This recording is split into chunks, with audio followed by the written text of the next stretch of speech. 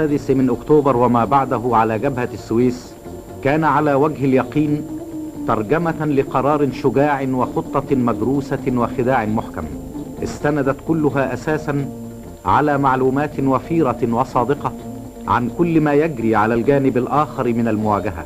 وخلال معارك الاستنزاف عبرت عناصر الاستطلاع إلى الضفة الشرقية وتوغلت داخل مواقع العدو وجاست حول تحصيناته وفاجأت دورياته بالكمائن القاتلة فأبادتها وعادت ومعها الأسرى والسلاح والمعلومات. وفي 8 من مساء 5 من أكتوبر عبرت قناة السويس من عدة مناطق مختلفة مجموعة من دوريات الاستطلاع المصرية وبعض العناصر الأخرى الفنية كانت مهمتها إبطال مفعول مواسير اللهب التي أعدها العدو لكي يحيل بها القناة عند أي محاولة للعبور من جانبنا إلى قطعة من النيران. وكانت مهمة رجال الاستطلاع خاصة في 24 ساعة الأخيرة قبل ساعة الصفر هي الإبلاغ عن مدى اكتشاف العدو لنوايانا.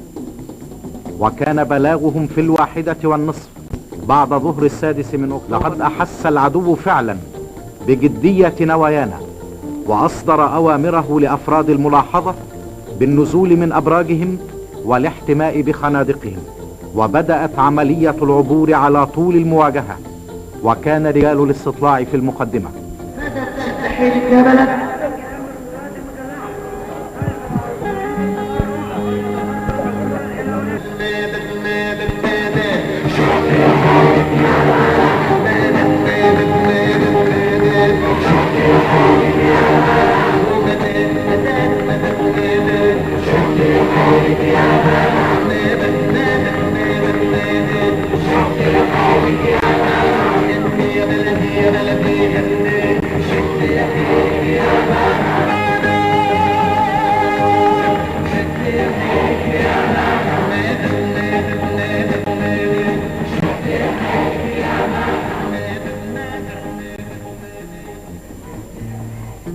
وحققنا اجتياز حائط الخوف وذلك شيء بالغ الأهمية في حياة أي أمة مهما كانت النتائج. كان حائط الخوف متمثلا في عبور قناة السويس وفي اقتحام خط بارليف. القناة نفسها حاجز مائي من أصعب الحواجز وخط على حافتها سلاسل متصلة من المواقع الحصينة استفادت بدروس الحصون الشهيرة في الحرب العالمية الأخيرة كخط ماجنو الفرنسي وخط سيغفريد الألماني. وتكلف هذا الخط حوالي 238 مليون دولار. لقد كان كل الخبراء العسكريين في العالم وبغير استثناء يرون عملية العبور صعبة. كان تقديرهم أنها ليست مستحيلة ولكن مخاطرها تفرض التفكير طويلا ثم إنها تتطلب تضحيات ليس من السهل قبولها. قال عنه الجنرال ديان وزير الدفاع الإسرائيلي في 22 نوفمبر سنة 69 إن عملية العبور المصرية إذا حدثت لن تؤثر على قبضة إسرائيل الحازمة على خط بارليف المنيع وسيتلقى المصريون الرد الحاسم. إن التحصينات الإسرائيلية على خط بارليف أكثر تحصينا وتنظيما ويمكن القول إنه خط منيع لا يمكن اختراقه. إننا أقوياء بدرجة تكفي للاحتفاظ إلى الأبد بخط بارليف. إن مبالغ طائلة قد أنفقت على إنشاء التحصينات به. قال عنه الجنرال حيين بارليف في 26 أبريل سنة 72 إنني متأكد من أن مصر إذا استأنفت القتال لن تتمكن من تحقيق أي عبور لاستحالة اجتياز خط بارليف المقام على امتداد الضفة الشرقية للقناة، كما أن قواتها لن تتمكن على الإطلاق من عبور قناة السويس بسبب ما يشكله هذا الخط الحصين من خطر على القوات القائمة بالعبور. قال هاورد كالاوي وزير الجيش الأمريكي إن عبور القوات المصرية لقناة السويس في وجه سلاح الطيران الإسرائيلي المتفوق هو علامة بارزة في تاريخ الحروب ستؤدي إلى تغيير الاستراتيجية العسكرية. وحطمت القوات المصرية الأسطورة التي ظل قادة العدو طوال ما يزيد عن 5 سنوات يرددونها عن خط فارليف.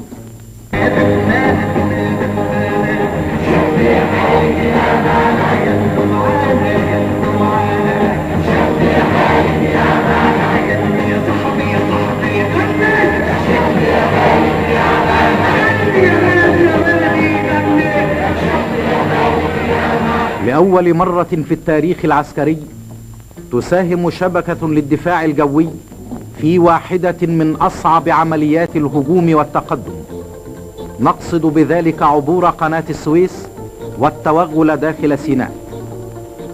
واتفق خبراء العالم العسكريون في شؤون الطيران على أن القتال في جبهة سيناء قد أظهر قدرة مصر على توفير دفاع جوي متماسك لقواتها البرية.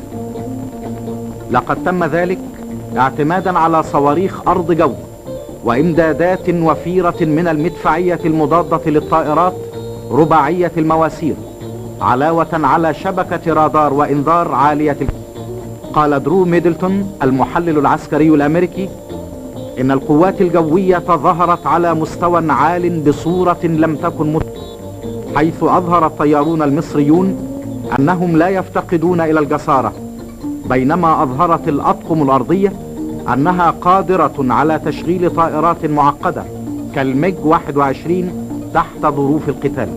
قال قادة سلاح الطيران الإسرائيلي في 9 أبريل سنة 73: يمكن لإسرائيل أن تكتسح طول وعرض مصر بدون أي مقاومة أو مواجهة من قوات الدفاع الجوي، كما يمكننا تدمير عناصر الدفاع الجوي بنفس السرعة التي تم بها ذلك عام 67. وتحطمت أسطورة سلاح الطيران الإسرائيلي على حائط الصواريخ المصرية، وفقدت إسرائيل على الجبهة المصرية 303 من القاذفات والمقاتلات و25 طائرة هليكوبتر.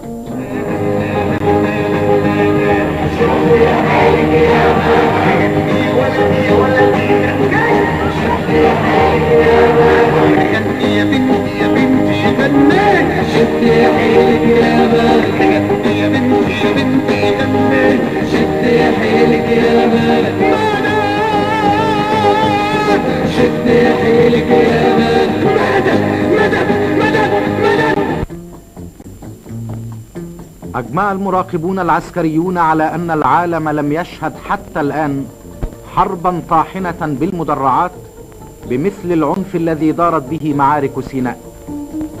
لقد فاقت هذه المعارك في ضراوتها وعدد المدرعات المشتركة فيها معارك العلمين وستالينغراد، فقد وصل عدد الدبابات المشتبكة في القتال من الطرفين إلى حوالي 2000 دبابة، وبلغت هذه المعارك ذروتها عندما اشتبك حوالي 1000 دبابة من الطرفين في يوم واحد في معارك ضارية.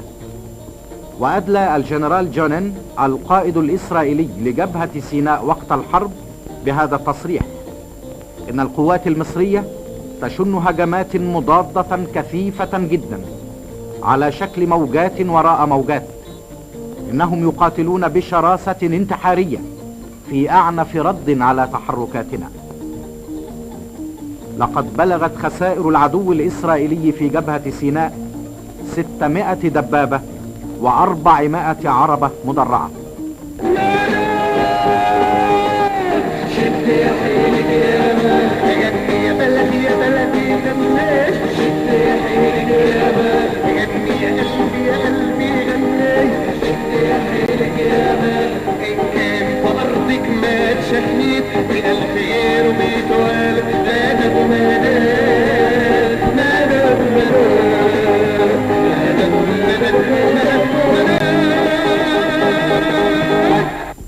إن هذه الحرب التي امتدت 17 يوما واستعملت فيها أحدث الأسلحة والمعدات أبرزت أكثر من عبرة، وأعادت إلى الأذهان أكثر من حقيقة، لعل أهمها جميعا أنها أسقطت وهما كبيرا، وهو أن العالم العربي قد تبعثر وأخذ في التفكك، وبدأ يغيب عن المسرح العالمي امام بروز قوة جديدة هي اسرائيل، وانها وحدها الحقيقة الفعلية في المنطقة.